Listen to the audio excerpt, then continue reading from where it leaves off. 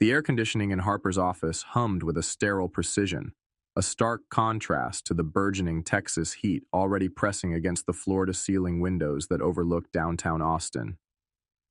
Tuesday morning sunlight streamed in, catching the dust motes dancing in the otherwise immaculate space.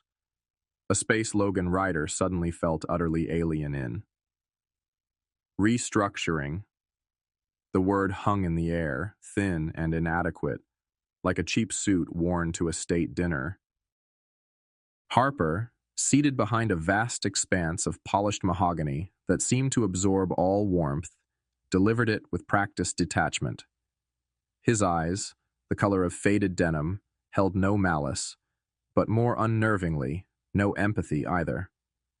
They were simply assessing, calculating. Beside him, Natalie from Human Resources offered a tight, sympathetic smile that didn't reach her eyes. Her file lay open, the necessary documents neatly arranged. The execution was flawless, efficient, cold. Logan felt a strange disconnect, a layer of gauze separating him from the reality unfolding. 7 years. 7 years poured into Terapeak Outdoors, shaping their rugged gear from clumsy prototypes into industry benchmarks. He wasn't just a senior product innovator, he was the architect of their Ascent line, the soul behind the award-winning GeoMesh pack system. He'd bled Terapeak red, white, and blue, or rather, olive drab, coyote tan, and granite gray. And now, restructuring. "We appreciate your contributions, Logan," Harper continued, his voice smooth, modulated. "But the company is moving in a new strategic direction.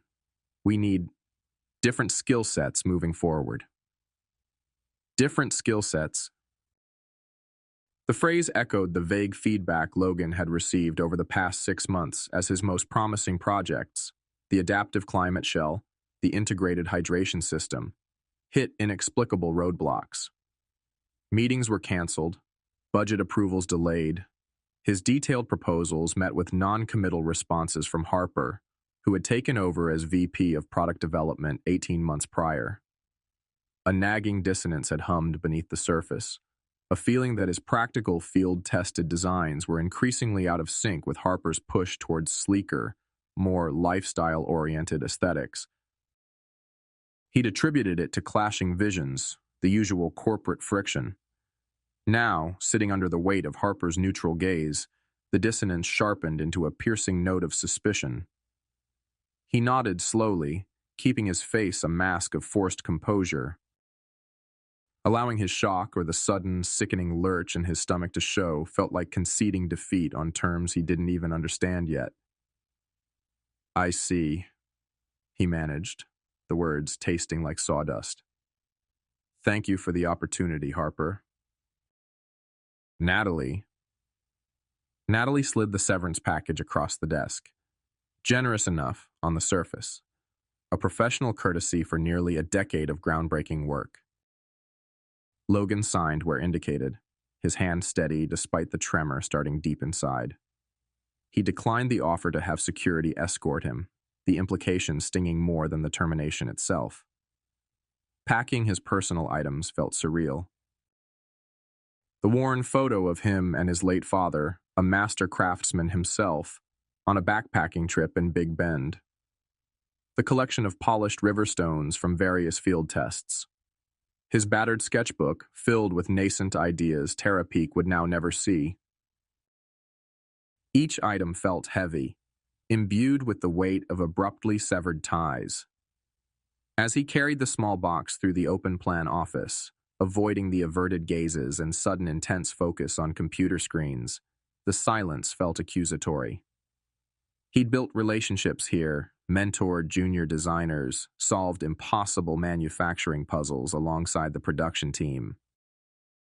Had none of that mattered? The Texas heat hit him like a physical blow as he stepped outside, the humidity instantly clinging to his skin. He sat in his car for a long moment, the engine off, the sterile air of Harper's office still clinging to him. The suspicion that had been a low hum now pulsed insistently. Harper's vague explanations, the stalled projects, the promotion of Eric, a rival colleague known more for internal politics than design prowess, it all started to coalesce into an unsettling pattern. This wasn't just restructuring. This felt targeted, personal. He couldn't shake the feeling. He needed confirmation. His fingers, still feeling numb, fumbled with his phone. He scrolled to a secure messaging app, one he rarely used, and found the contact. Maria Reyes. His former assistant, sharp, observant, and increasingly disillusioned with Harper's leadership before she'd quietly moved to a different department 6 weeks ago. She had seen things, heard whispers. He typed a simple, coded message. Stepped out for some air. Things felt off lately. Any turbulence on your radar? He drove home through the familiar Austin streets, each traffic light, each trendy downtown boutique, feeling alien and distant. His mind raced, replaying conversations, searching for missed cues, overlooked warnings. Had Eric's sudden friendliness been strategic? Had Harper's praise for Logan's older work been a way to placate him while undermining his current projects? Back in the quiet solitude of his suburban home workshop, a space filled with tools, material samples, and the comforting smell of oiled leather and canvas, his phone chimed softly. A reply from Maria. His heart hammered against his ribs. He hesitated, then opened the secure message. It wasn't just confirmation. It was an indictment. First, a forwarded chain of internal emails. Logan's name wasn't explicitly mentioned, but the project codes were unmistakable. Emails from Harper to budget controllers, subtly questioning resource allocation for Logan's key initiatives, suggesting delays for further market reviews that never materialized. Directives to Eric to explore alternative concepts that suspiciously mirrored Logan's own stalled proposals. It was a paper trail of deliberate obstruction. Logan's breath hitched. His hands grew cold. Then came the next part of Maria's message. Found this tucked away. Deleted from main servers, but I had a backup from about 6 months ago. Be careful, L. Attached was a short audio file. Logan fumbled with his earbuds, plugged them in, and pressed play. The sound quality was muffled, clearly recorded discreetly, perhaps a phone left recording in a pocket during a supposedly private chat. He recognized the voices instantly, Harper and Eric. Can't have him leading the fall launch, Harper's voice, smooth and conspiratorial. His stuff is solid, too solid. Doesn't fit the new brand narrative. We need flash, marketability, something simpler. So, the adaptive shell? Eric's voice, eager, slightly obsequious. Shelved, Harper replied flatly. Indefinitely. Give him some smaller projects, keep him busy, distracted. We'll circle back to the core tech later, under a different lead. Maybe your elevation concept has legs there. There was a pause, then Harper added, almost an afterthought. And that modular pack system he keeps pushing. I heard whispers our friends overseas might be interested in something similar. Might be a way to quietly recoup some RD on concepts we aren't pursuing domestically. The audio ended abruptly. Logan ripped the earbuds out, his ears ringing. The betrayal wasn't just professional, it was deeply personal, calculated. They hadn't just sidelined him. They'd planned it meticulously for months. And worse, the chilling implication that Harper might have already sold off, or planned to sell off, the kernel of one of his innovative ideas, the modular system he believed could revolutionize load-bearing comfort, to an overseas competitor. All while feeding him corporate platitudes.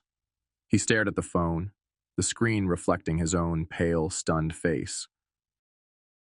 The shock had burned away, replaced by a cold, heavy certainty that settled deep in his gut. This wasn't just an ending. It felt like a declaration of war. The silence of Logan's workshop wasn't empty. It thrummed with the residual shockwaves of the audio recording, the ghosts of Harper and Eric's voices seeming to cling to the rough-sawn timber beams overhead. He sat hunched on a stool, the glow of his phone casting long shadows across schematics pinned to the wall. Designs Terapeak would never benefit from now.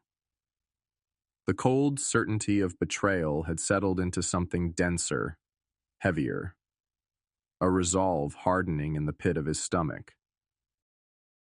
They hadn't just fired him, they'd underestimated him. They'd dismissed his core principles, the very foundation of his design philosophy, perhaps even trafficking his intellectual property like cheap contraband. His phone buzzed again, this time a text message. He glanced down, expecting maybe another commiserating note from a former colleague brave enough to reach out. Instead, it was from Chase, his oldest friend, a software engineer over at a gaming startup. Heard the news? Bastards. Drink soon? Your shout? Need anything? A small, humorless smile touched Logan's lips. Simple, direct, unwavering support. It was a pinprick of warmth in the encroaching chill. He typed back, "Thanks, man. Soon. Got some thinking to do first." He set the phone down, rubbing his temples. Thinking. Yes, what now? Freelance? Start his own small consulting firm? The severance package was decent, but Austin wasn't cheap, and momentum was everything in this industry. Starting from scratch felt daunting, almost impossible against the backdrop of Harper's calculated dismissal. Had Harper poisoned the well already, spreading whispers of Logan being difficult, outdated? Just as the weight of uncertainty began to press down again, his phone rang. An unknown number, local area code. He almost ignored it, assuming it was a spam call. But something, perhaps the lingering adrenaline, made him answer. Logan Ryder? The voice on the other end was female, crisp, and professional, with an undercurrent of energy. Speaking. Logan, my name is Claire Sterling. I'm the Chief Product Officer at North Venture Gear. North Venture. Logan's eyebrows rose slightly.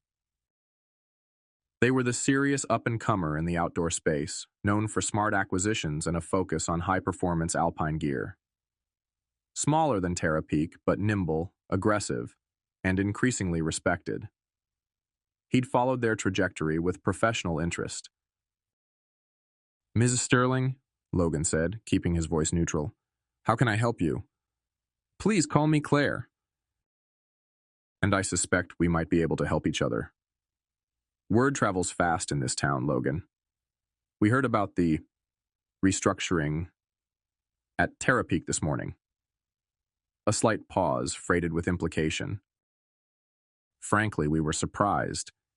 Your work on the geo-mesh system alone. Logan waited, saying nothing. Flattery wouldn't get her far, but genuine professional respect was harder to dismiss. Look, I'll be direct, Claire continued, her tone shifting, becoming more focused. We're at a critical juncture ourselves. We're aiming for a major market push this fall, targeting the Sirius Expedition segment, a space Terapeak has arguably neglected recently in favor of broader appeal. The subtle dig at Harper's strategy wasn't lost on Logan. We need a game-changer product to lead that charge, something genuinely innovative. She paused again, letting the weight of her words settle. We've been trying to crack a truly adaptable, high-capacity modular pack system for 2 seasons now. Our internal teams have hit walls. Then, this morning, we hear you might be available. The timing felt serendipitous. Logan's breath caught. The modular pack system, the very concept Harper had dismissed, the one mentioned in the context of an overseas deal on that damning audio file. Had Harper already shopped it around? Or was this purely coincidence? We know your reputation, Logan, Claire pressed on. Your understanding of biomechanics, materials, functional integration. It's exactly what we need. We'd like to offer you a senior innovation lead position here at North Venture. Hope flickered, fragile but persistent. A landing spot, a respected company. A chance to work on the very kind of project he excelled at. There's a catch, Claire said, her voice tightening slightly. And it's a big one. Our production pipeline for the fall launch is locked in. If we want this new system to be our flagship product, we need a fully functional, field-testable prototype within 30 days. 30 days. The number hit Logan like a physical blow. 30 days to conceptualize, design, source materials for, and build a working prototype of a complex next-generation system. A system Terapeak's teams hadn't cracked in years. It wasn't just ambitious, it was bordering on insane. That's an aggressive timeline, Claire, Logan said carefully, his mind racing. Aggressive doesn't begin to cover it, she admitted freely. It's a moonshot, Logan. A Hail Mary. Normally, we'd never operate like this, but our window is now. Competitors are circling, retailers are demanding true innovation, not just new colorways. If we miss this cycle, we lose crucial momentum. We need someone who can not only design it, but drive it through prototyping at lightning speed. Someone who understands the core problems intuitively. She paused, her voice lowering slightly, conveying belief rather than pressure. We believe you're the one who can pull it off. Your track record suggests you thrive under pressure, that you can bridge the gap between concept and reality faster than anyone else. Logan looked around his workshop. At the sketches pinned to the wall, showcasing the very modular concepts Harper had deemed unworthy. At the bins of advanced materials he'd sourced on his own time, samples Terapeak had refused to invest in. He thought of Harper's dismissive tone, Eric's obsequious voice, the chilling mention of an overseas deal. Betrayal churned in his gut, mixing with the insane pressure of Claire's offer. 30 days. It was impossible. And yet, what better way to answer Harper's dismissal? What better stage to unveil the very innovations Terapeak had rejected? To build the system his way, driven by function, durability, and genuine user needs, not by fleeting market trends or internal politics. It was a chance to validate everything he believed in, everything Harper had tried to bury. It was a chance to take the future Harper had stolen from him and build it somewhere else, faster and better. The risk was enormous. Failure would be spectacular, potentially damaging his reputation further. But sitting here, nursing his wounds, letting Harper and Eric profit from his work, possibly even his stolen ideas, felt infinitely worse. A grim determination settled over him. He picked up a discarded prototype connector from his workbench, feeling its familiar weight. He could do this. He had to do this. Okay, Claire, Logan said, his voice steady, infused with a newfound, albeit precarious, resolve. 30 days. It's a moonshot, like you said. But consider me on board. Send me the paperwork. He could almost hear Claire Sterling's sharp intake of breath on the other end of the line, followed by a smile in her voice. Excellent, Logan. Welcome to North Venture. Prepare for a wild ride. The call ended. Logan stood alone in the quiet workshop, the weight of the impossible deadline pressing down. 30 days. The clock was now ticking. And for the first time since that morning in Harper's office, the future, however terrifyingly condensed, felt like his own again. The fluorescent lights of Logan's workshop hummed oppressively, casting harsh highlights on the clutter of tools, material swatches, and half-finished sketches. It was well past midnight. Coffee cups littered the workbench, remnants of futile attempts to stave off exhaustion. The 30-day deadline felt less like a timeline and more like a physical weight pressing down on his chest. Every design iteration seemed to hit a snag, every potential solution revealing three new problems. The ghost of Harper's smug face, the echo of Claire's impossible challenge, they swirled in his overtired mind. He was staring blankly at a complex digital rendering of a connector joint, trying to reconcile strength with flexibility, when a notification pinged softly on his laptop.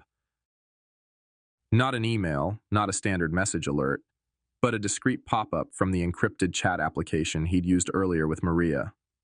A new contact request. No name, just a string of random characters. 0 Day Spectre. Logan's blood ran cold. He hadn't shared this contact information with anyone else. His first instinct was panic. Had Terapeak somehow compromised Maria's account? Was this Harper's next move? He hesitated, finger hovering over the decline button. But a morbid curiosity, mixed with the gnawing feeling that he was already playing defense, made him click accept. A single line of text appeared immediately in the chat window. 0 Day Spectre. Heard you landed on your feet. Impressive. Heard Terapeak isn't happy about it. Logan's heart hammered. He typed back cautiously, Logan Shi'ar. Who is this? 0 Day Spectre. Let's just say I'm someone who occasionally cleans up digital messes. Or makes them. Terapeak recently put out feelers, looking for someone to potentially disrupt a certain new venture associated with North Venture. Maybe probe their network security, sow some digital chaos around a key hire. The implication was chillingly clear. They hadn't just fired him and potentially stolen his ideas, they were actively trying to sabotage his new beginning. The paranoia wasn't paranoia anymore. Logan R. And you took the job? A slight pause then. 0 Day. Spectre. Let's just say Harper and I have prior history. They burned me once on a different matter. Bad business, so no. I didn't take their offer. In fact, I find their current tactics rather distasteful. Logan stared at the screen, trying to process the information. An anonymous hacker, or someone connected to that world, claiming Terapeak tried to hire them for corporate espionage against him, but they refused due to a personal grudge? It sounded like something out of a cheap thriller. Yet, given the calculated nature of his dismissal and the audio recording, it felt terrifyingly plausible. Logan Shar, why are you telling me this? 0 Day Spectre. Because I dislike Harper more than I dislike anonymous designers, and because opportunity. Terapeak's internal systems aren't as secure as they think, especially their archives. I might have access to certain historical data, things that could be useful leverage. Dated design submissions, internal critiques of competing projects, email chains showing clear timelines of rejection. Logan's breath hitched. This was exactly what he needed. Verifiable proof. Dated evidence that could dismantle any claim Terapeak might make about him stealing their ideas. Evidence that could expose the elevation concept Eric was supposedly championing as derivative, if not outright copied. Logan BR. What kind of data? How do I know this isn't a trap? 0 Day Spectre. Healthy skepticism. Good. As a gesture, check the internal code for your last rejected GeoMesh upgrade proposal. Project code ending in 7B. Harper officially cited material sourcing difficulties in the rejection memo dated April 12th. Correct? Logan quickly accessed his old work files, heart pounding. He found the rejection memo. April 12th. Material sourcing difficulties, exactly as stated. How could this person know that specific detail unless they had internal access? Logan R. Correct. 0 Day Spectre. Right. Except my data shows internal comms between Harper and the sourcing lead the day before that memo, confirming the materials were readily available below budget. The rejection reason was fabricated, a small piece of verifiable truth. A crack in Terapeak's facade, delivered by an anonymous ghost in the machine.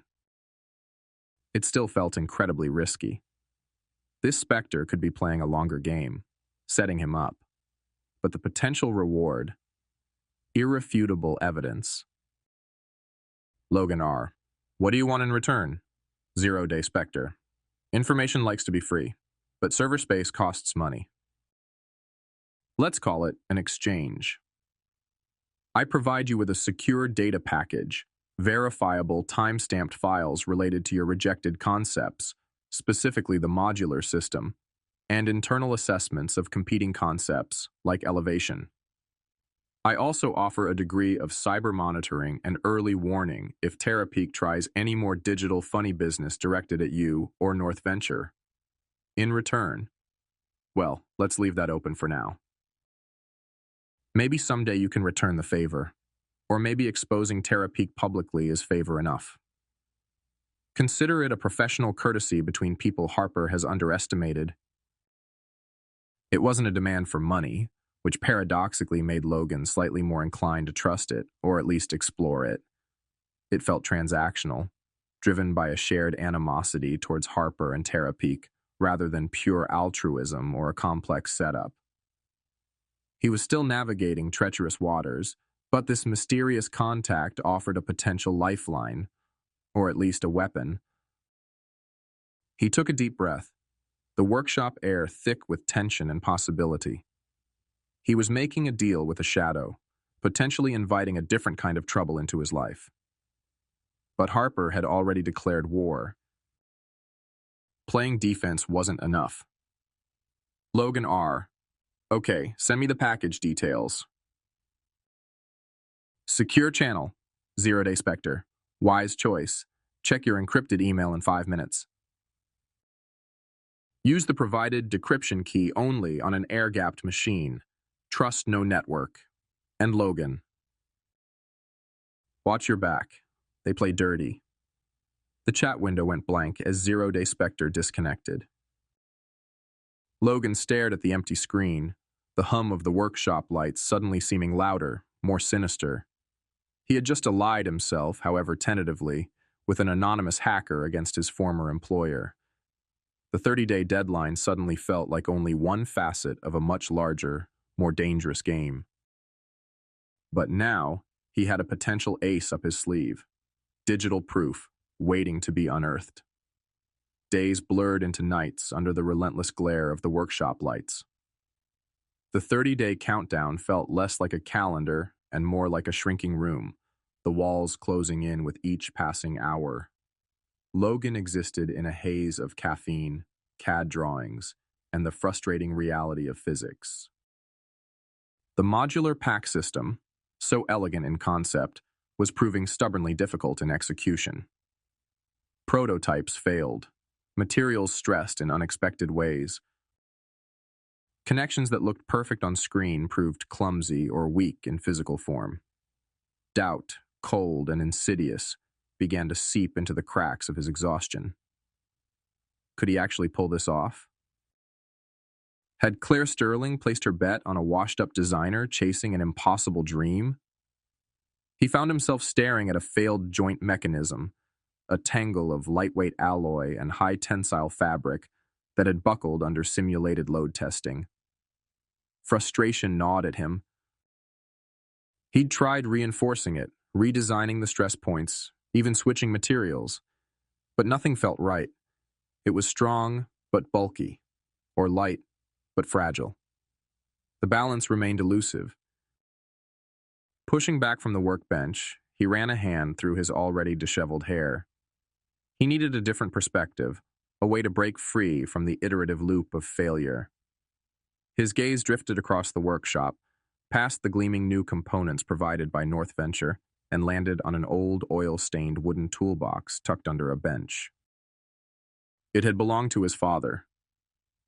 David Ryder hadn't been an engineer or a designer in the modern sense, He was a craftsman, a man who built custom canoes and intricate wooden furniture in his garage workshop, infused with a quiet dedication Logan deeply admired. He hadn't talked much about abstract theories, but he lived design principles through his hands. Logan remembered countless hours spent there as a boy, watching his father work, the scent of sawdust and varnish filling the air. He walked over and opened the toolbox. Inside, nestled among well-worn chisels and planes, was a small, leather-bound notebook. His father's handwriting, precise and angular, filled the pages, not with complex equations, but with observations, sketches of joinery, notes on wood grain, and reflections on how things worked. Logan sat down on the concrete floor, leaning against the cool metal leg of the workbench, and began to flip through the familiar pages. He wasn't looking for a magic formula, but for a spark, a reminder of the core philosophy his father had instilled in him. He found a sketch of a canoe rib, annotated with notes about water displacement and structural integrity under pressure. And then, a phrase his father often used, underlined in the notebook, dynamic function flow. It wasn't a technical term Logan had ever encountered in engineering texts. It was his father's personal shorthand for a holistic approach. Logan remembered him explaining it once, gesturing towards the elegant curve of a canoe hull. "It's not just about the shape, Logan," he'd said, his voice raspy with sawdust. "It's about how everything works together when it's moving, how the water flows around it, how the paddler's weight shifts, how the frame flexes without breaking. Each part has its job, but they all have to flow dynamically, supporting each other under stress. No fighting itself, just flow. Dynamic function flow." Logan closed his eyes, the workshop fading away. He pictured the PAC system not as a collection of static components bolted together, but as an integrated system interacting with the human body in motion. The load shifting as the hiker climbed, the frame flexing as they navigated uneven terrain, the straps distributing weight not just downwards, but outwards, flowing with the body's natural movement. He looked back at the failed joint mechanism on the workbench. He'd been focused solely on strengthening the connection point itself, treating it as an isolated problem. But applying his father's principle, he started thinking differently. How did this joint flow with the adjacent frame members? How did it transfer stress, not just resist it? What if the connection wasn't meant to be rigid, but to allow a micro degree of flex, channeling the forces along a predetermined path within the frame itself? An idea sparked. Not a revolutionary new material or a complex locking system, but a subtle shift in geometry. A way to design the connection points so they actively distributed load across multiple axes, working with the frame's natural flex rather than fighting against it. It required rethinking the shape of the frame members themselves where they met the connectors, creating channels and contact surfaces designed for dynamic load transfer. He scrambled back to the computer, fingers flying across the keyboard. The fatigue seemed to momentarily recede, replaced by a surge of focused energy. He wasn't just tweaking a design, he was applying a foundational principle, channeling his father's wisdom into the language of modern materials and engineering. He redesigned the connector, altering its profile, adjusting the interface points with the frame. He ran a quick digital stress simulation. The results glowed on the screen. The stress wasn't concentrating dangerously at the joint anymore. It was dispersing along the frame members, flowing through the system exactly as he'd envisioned. The simulated joint held significantly more load with less material, achieving both strength and lightness. It wasn't magic. It was understanding. It was applying a deeper principle, the dynamic function flow, learned not in a lecture hall, but at his father's workbench. He realized with a jolt that this principle wasn't just the key to fixing this one joint. It was the underlying philosophy that could revolutionize the entire system. making it truly adaptive and responsive to the wearer's movement. He looked at the leather-bound notebook still open on the floor, a silent testament to his father's quiet wisdom. A profound sense of connection, of carrying a legacy forward, washed over him. The 30-day deadline still loomed, immense and terrifying.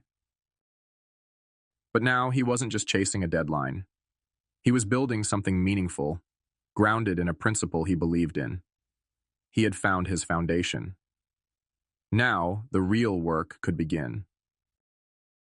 The breakthrough with the connector joint, inspired by his father's principle, had invigorated Logan.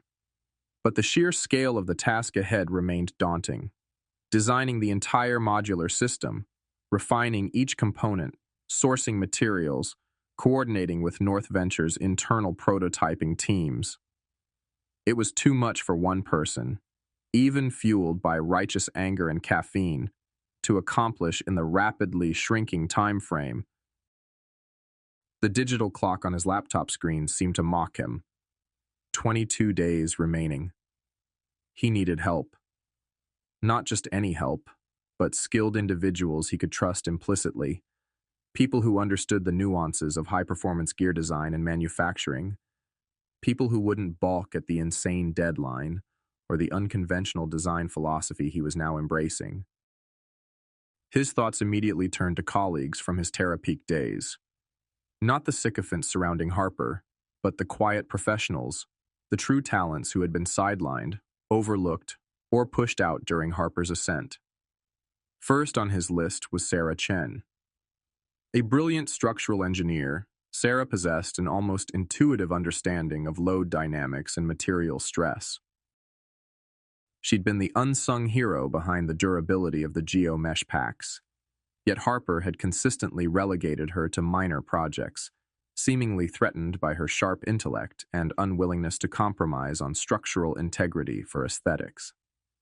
She had left Terapeak 6 months ago, citing a desire for new challenges, a corporate euphemism Logan now understood perfectly. He found her contact information and sent a carefully worded email, outlining the North Venture opportunity, minus the clandestine details about Harper, and the core concept of the modular system based on dynamic function flow. Next was Ben Carter, a materials wizard. Ben lived and breathed polymers, composites, and textiles. He could talk for hours about abrasion resistance, hydrostatic head ratings, and sustainable sourcing. He'd clashed repeatedly with Harper over the latter's tendency to prioritize trendy but functionally inferior fabrics. Ben had been part of a restructuring layoff 3 months after Harper took charge, deemed redundant despite his deep expertise. Logan tracked him down via a mutual contact, finding him freelancing on small, uninspiring projects. He made the call. He met Sarah at a noisy coffee shop near the university, spreading his initial sketches across the small table. Her eyes, initially cautious, lit up as Logan explained the dynamic function flow concept, tracing the load paths on the drawings. "It's counterintuitive to traditional reinforcement," she murmured, tapping a redesigned frame joint. "But the stress dispersal, it makes sense. Instead of fighting the load, you're guiding it. It's elegant, Logan. But the manufacturing tolerances will be incredibly tight." "That's why I need you, Sarah," Logan said earnestly. "Your precision, your eye for potential failure points before they happen." She looked at him, a ghost of her frustration with Terapeak flickering in her expression. "North Venture? And they're giving you 30 days? She whistled softly.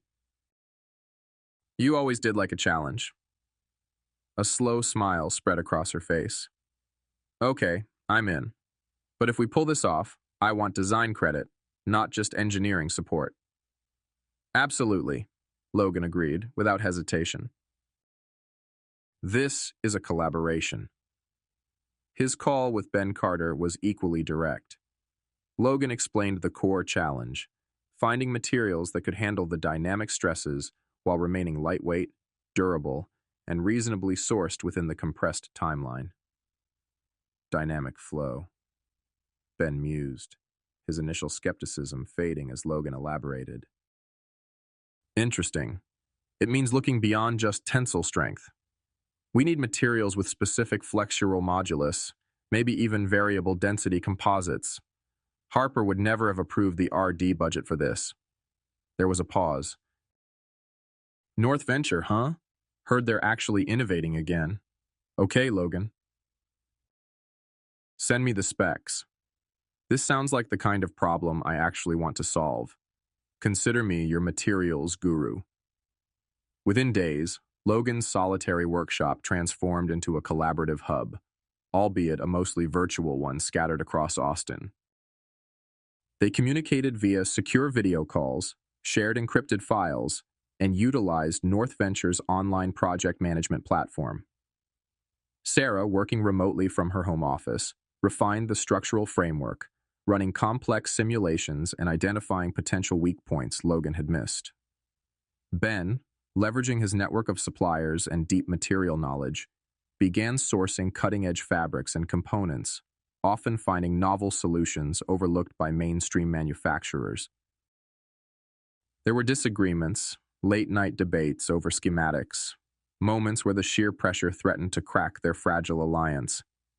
But underlying it all was a shared sense of purpose, a quiet excitement. They weren't just employees fulfilling tasks. They were artisans reclaiming their craft, building something groundbreaking on their own terms. They were united by their respect for Logan's vision, their shared frustration with the stifling environment they'd left behind at Terra Peak, and the intoxicating possibility of creating something truly innovative against impossible odds. Logan, Sarah, and Ben became a tightly knit unit, their skills complementing each other perfectly. Logan provided the overarching vision and core design language grounded in dynamic function flow. Sarah ensured its structural feasibility and manufacturability. Ben sourced the physical materials to bring it to life. They were a small, agile team, fueled by passion and a collective desire to prove their former employer wrong. The impossible deadline suddenly felt a little less impossible. They were no longer just Logan's team. They were North Venture's secret weapon. The fallout from the Denver Expo was immediate and seismic within the outdoor gear industry. News travels fast, and the story of Terra Peak's public humiliation and Logan Ryder's vindication, complete with dated evidence splashed across the presentation screen, became the talk of the town and the internet. Gear blogs lit up with headlines like Expo Showdown, North Venture debunks Terra Peak IP claims, and the Apex series, Innovation Vindicated. Social media buzzed with support for Logan and North Venture, contrasting the sleek functionality of the Apex prototypes with Terra Peak's now delayed and vaguely defined Elevation line. Back in Austin, Logan, Sarah, and Ben were riding a wave of exhausted elation.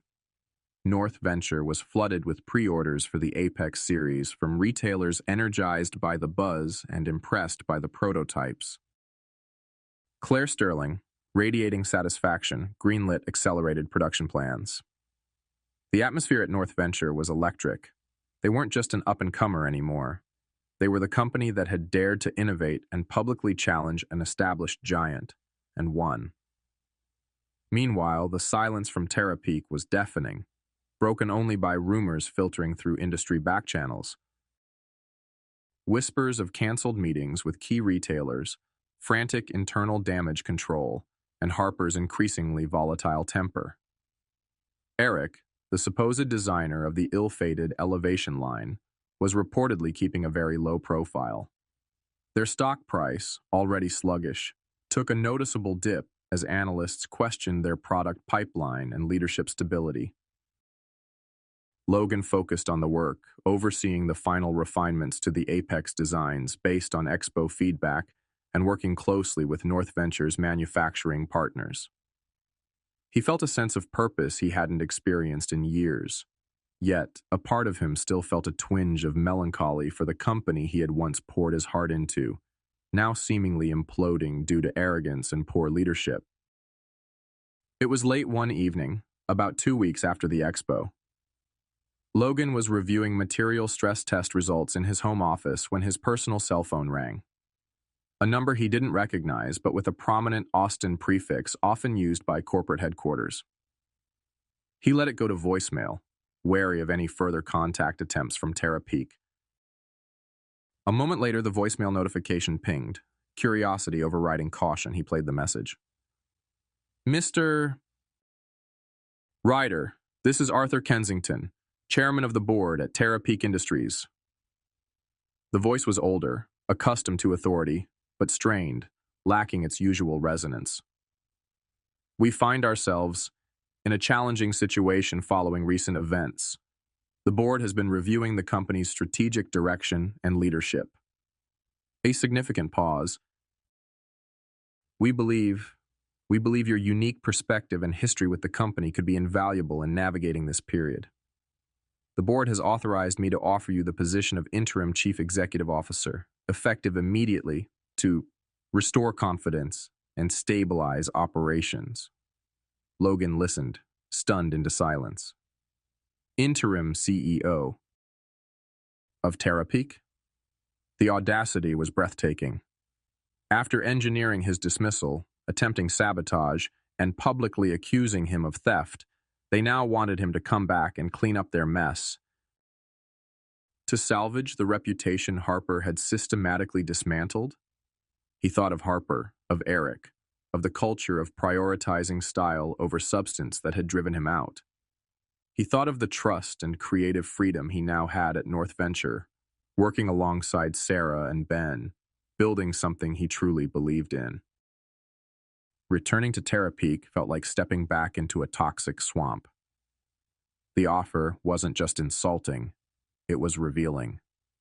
It showed the depth of their desperation, their complete lack of understanding of why things had gone wrong. They saw him not as a designer with principles, but as a commodity, a tool they could discard and then pick up again when convenient. He saved the voicemail, another piece of evidence perhaps, but felt no inclination to call back. The next day, during a strategy meeting with Claire at North Venture, he mentioned the offer offhandedly. Claire stared at him, incredulous, then burst out laughing. "Are they serious? After everything?"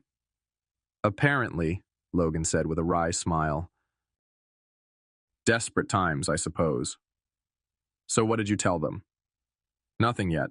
I haven't called back." "Don't," Claire advised firmly. "Let them stew." "But Logan, if word of this gets out, handled correctly, it could be the final nail in their credibility coffin." Logan considered it. A public refusal. A scathing statement detailing their hypocrisy. It was tempting, the kind of dramatic flourish a younger, angrier version of himself might have reveled in. But looking at the Apex prototype sitting on Claire's desk, thinking of the work still ahead, the public drama felt unnecessary. His vindication wasn't in tearing Tara Peak down further, it was in building North Venture up. Later that week, he spoke briefly with an industry journalist he trusted, one who had covered the Expo confrontation fairly. He didn't leak the CEO offer directly, but when asked about the situation at Tara Peak and his thoughts on leadership changes, he chose his words carefully. "Innovation requires more than just good ideas," Logan stated, the quote later appearing in a widely read industry newsletter. "It requires a foundation of integrity, a culture that values substance, and leadership that fosters trust. Without that foundation, even the best designs will eventually falter." Some foundations, he concluded thoughtfully, are just too broken to build on. The comment, though measured, resonated powerfully. It didn't explicitly mention the CEO offer, but the implication was clear to anyone following the saga. It wasn't a fiery rejection, but a principled refusal grounded in a philosophy that went beyond corporate maneuvering. It painted Logan not as vengeful, but as discerning, focused on building something solid rather than salvaging something broken. It was, in its own quiet way, a more devastating response than any public denouncement could have been. Tara Peak remained silent, their desperate offer unanswered, their credibility further eroded. Months had passed since the Denver Expo showdown.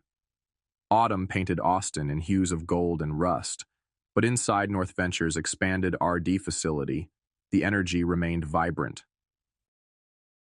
The Apex Series launch had been an unmitigated success, shattering sales projections and earning rave reviews from virtually every major outdoor publication and gear testing site.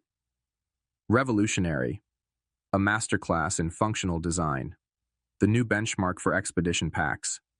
The accolades poured in, cementing North Venture's position as a serious player and Logan Ryder's reputation as a visionary designer. Logan, now firmly established as North Venture's head of innovation, thrived in the collaborative environment. He worked closely with Sarah, Ben, and a growing team of talented young designers, fostering a culture that prioritized user needs and practical solutions, the very culture Harper had dismantled at Terra Peak. They were already deep into planning the next generation of products, leveraging the principles of dynamic function flow across other gear categories. News about Terra Peak, when it surfaced, was invariably grim. Industry reports detailed significant layoffs, the quiet shelving of the entire elevation line after disastrous internal testing revealed insurmountable manufacturing flaws, just as watchers' leaked internal critiques had suggested, and the departure of several key executives, including eventually Harper himself, forced out by a board desperate to stop the bleeding. They released a hastily redesigned, uninspired fall collection that landed with a thud, met with lukewarm reviews and disappointing sales. Their decline was as swift as North Venture's ascent. Then came the email that stopped Logan in his tracks. An official notification from the prestigious Global Outdoor Innovation Awards Committee, based in Zurich, Switzerland. The Apex Series modular pack system had been shortlisted for their highest honor. Weeks later, Logan found himself standing in a brightly lit, elegantly appointed auditorium in Zurich, surrounded by the leading figures of the international outdoor industry. Claire Sterling was beside him, radiating pride. Sarah and Ben were there too, their presence a testament to the team effort. The air buzzed with anticipation. When the presenter announced the winner for the coveted Global Outdoor Innovation Award, the name echoed through the hall. North Venture Gear for the Apex Series modular system, designed by Logan Ryder and team. A wave of applause filled the room. Logan felt Claire squeeze his arm gently before he walked towards the stage, a surreal sense of vindication washing over him. This wasn't just about a product, it was about a philosophy, about perseverance, about the vindication of prioritizing substance over style, function over fleeting trends. He accepted the sleek, modern award, its cool weight grounding him. Looking out at the sea of faces, industry giants, respected journalists, fellow designers, he felt the weight of the moment. He thought back to the sting of his dismissal, the cold calculation in Harper's eyes, the impossible 30-day deadline, the late nights fueled by coffee and conviction, the invaluable contributions of Sarah and Ben, even the strange assistance of the anonymous watcher. His acceptance speech was brief and heartfelt. He thanked the awards committee, expressed gratitude to Claire and North Venture for believing in a bold vision, and specifically acknowledged Sarah Chen and Ben Carter by name, emphasizing the collaborative nature of the achievement. This award, he concluded, holding the trophy aloft, isn't just for a backpack. It's for an idea that the best design comes from deeply understanding the user's needs and challenges. It's for the principle that function should dictate form, that innovation should solve real problems. He paused, his gaze sweeping the room. And perhaps most importantly, it's a testament to the power of building things with integrity, alongside people you trust. Thank you. The applause was sustained and genuine. Later, at the reception, industry leaders clapped him on the back, competitors offered grudging respect, and journalists sought interviews. He saw confirmation in their eyes. His work, His principles had not only succeeded commercially, but had been validated on the highest stage. While Terapeak struggled for relevance back home, Logan Ryder, Sarah Chen, Ben Carter, and Northventure were being celebrated in Zurich as the new standard-bearers of outdoor gear innovation. His comeback wasn't just complete. It was globally recognized. Spring arrived in Austin, bringing not just wildflowers, but also a renewed sense of possibility. Logan, standing at the podium in a sunlit atrium at the University of Texas School of Design, felt a different kind of satisfaction than the one he'd experienced in Zurich. The audience wasn't industry power brokers, but eager, bright-eyed design students, clutching portfolios and hanging on his every word. Northventure, riding high on the success of the Apex series and subsequent product launches, had readily agreed to Logan's proposal.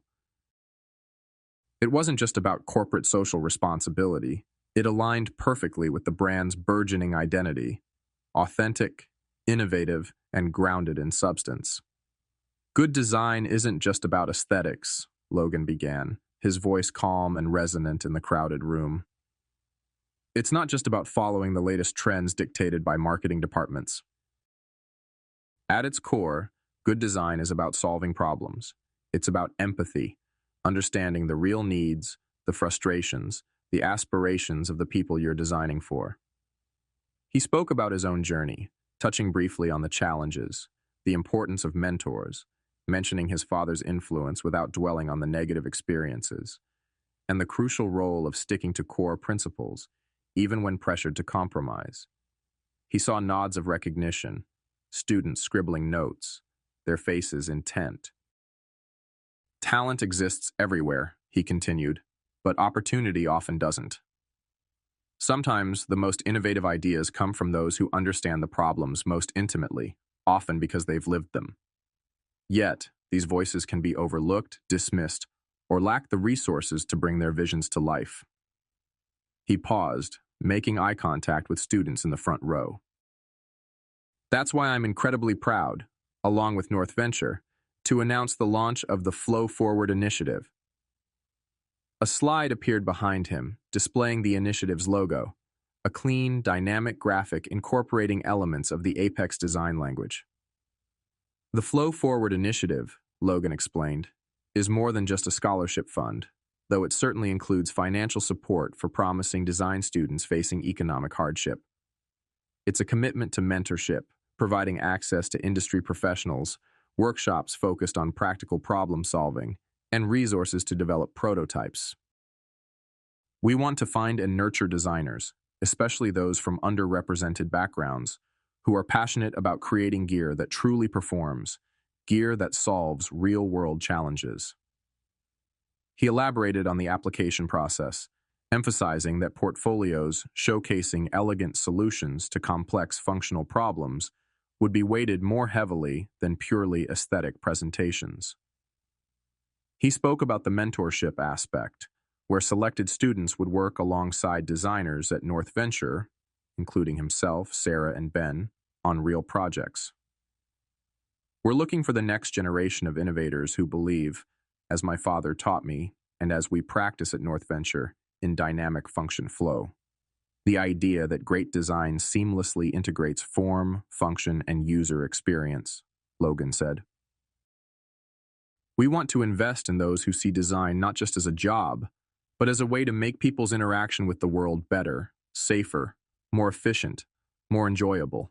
After the presentation, Logan stayed for nearly 2 hours, surrounded by students eager to ask questions, show him their work, share their ideas.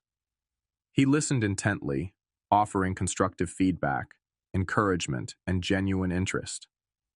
He saw the spark in their eyes, the same spark he'd felt years ago, the one Harper had tried to extinguish. In their raw talent and earnest passion, he saw the future of design, a future he now had the platform and the resources to help shape. Leaving the university campus later that afternoon, Logan felt a profound sense of purpose that transcended awards or sales figures. Helping these young designers find their voice, giving them the opportunities he himself had almost been denied, felt like the most meaningful application of his success. It wasn't about revenge against Terapeak anymore. It was about building something positive and lasting, ensuring that the principles of good design, functional, empathetic, and honest, would continue to flow forward. A new generation of hope, grounded in substance, was taking root. Another year, another industry trade show. This time, however, Logan Ryder walked the bustling aisles not as a desperate freelancer or a pressured innovator on a deadline, but as the respected head of innovation for North Venture, a company now synonymous with cutting-edge outdoor gear.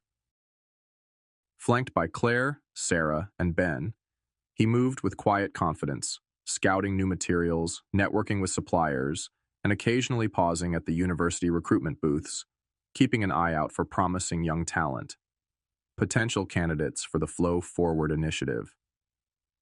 The Apex series and its successors had cemented their market leadership, and the energy around the North Venture team was one of quiet accomplishment and future focus. As they navigated towards the component suppliers section, Logan's gaze briefly snagged on a familiar figure standing awkwardly near a crowded aisle intersection, clutching a folder of resumes. It was Eric. The contrast was stark. While Logan wore a well-fitted North Venture field jacket, Eric looked diminished. His suit, likely expensive once, seemed slightly rumpled, his shoulders slumped. The eager, political maneuvering glint in his eyes that Logan remembered was gone, replaced by a weary, almost haunted look. He scanned the name badges of passers-by with a forced, hopeful expression that quickly faded when unrecognized. He was clearly job hunting, adrift in the wake of Terapeak's continued struggles and restructuring. Their eyes met for a fleeting second across the bustling aisle. A flicker of recognition, then panic, crossed Eric's face before he quickly looked away, pretending to study a display of carabiners with intense interest. There was no anger in Logan's chest, no surge of triumphant satisfaction, not even pity. Just a distant acknowledgement, like seeing a landmark from a city he no longer lived in. Eric, the rival who had benefited from Harper's scheming, the man whose name had likely been briefly attached to Logan's stolen concepts, he was now just another casualty of the toxic environment Terapeak had become. Logan offered a brief, almost imperceptible nod, a simple acknowledgement of shared history, nothing more. He didn't stop, didn't offer a word. There was nothing left to say. He turned back to Claire, Sarah, and Ben, who were already discussing the potential application of a new waterproof membrane they'd just seen. "Did you see the breathability specs on that?" Sarah was asking Ben. "Impressive," Ben agreed, "but I want to see the long-term durability tests." "Could be interesting for the 25 Alpine shell refresh, though." "My thoughts exactly," Logan chimed in, instantly re-engaging, his mind shifting back to the future, to the next design challenge, the next innovation. "Let's circle back after we see the new insulation tech over at Polatherm." He walked forward, leaving Eric and the wreckage of Terapeak behind him, both literally and figuratively. He didn't look back.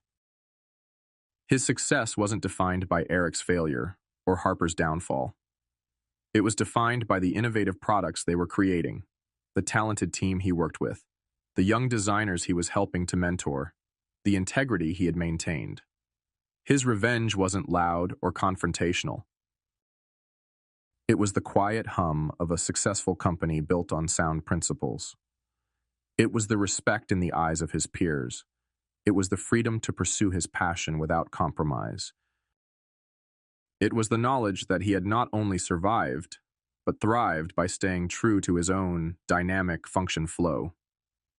He allowed himself a small, genuine smile, not directed at Eric or the past, but born from the simple, profound satisfaction of moving forward. His work, his success, his focus, that was his answer. And it needed no further explanation.